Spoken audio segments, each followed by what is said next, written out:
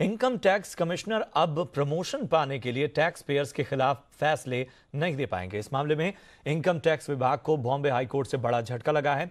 Court ने income tax विभाग की उस योजना को खारिज कर दिया है जिसमें ऑर्डर पास करने पर इंसेंटिव मिलता था।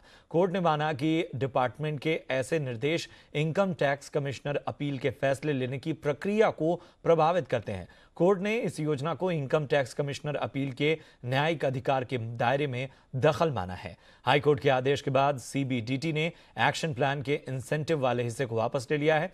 मुंबई के चैम्बर ऑफ टैक्स कंसल्टेंट ने इस मामले में बॉम्बे हाई कोर्ट में याचिका दायर की थी।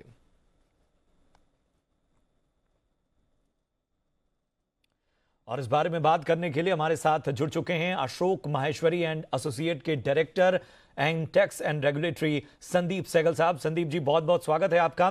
सबसे पहला सवाल यही है कि ये जो फैसला है वो टैक्स पेयर्स के लिए कितनी बड़ी राहत वाली बात है? हाँ जी, नमस्कार।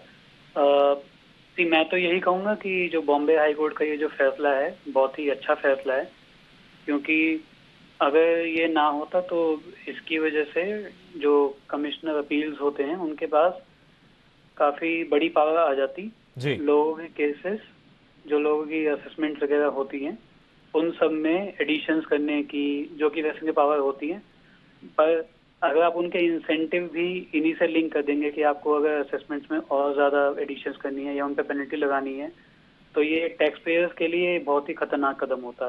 तो मैं मानता हूं कि उनका बॉम्बे हाई कोर्ट का फैसला बहुत ही अच्छा फैसला है। ठीक है, एक चीज और समझना चाहेंगे संदीप जी, जो मामले पिछले साल इस इंसेंटिव ऑर्डर के, चूंकि ये तब्दीली हुई है, तो जो पिछले साल इस ऑर्डर के आधार पर पास हुए, क्या उनमें तब्दीली की जा सकेगी या पेचीदगी बनी हुई है?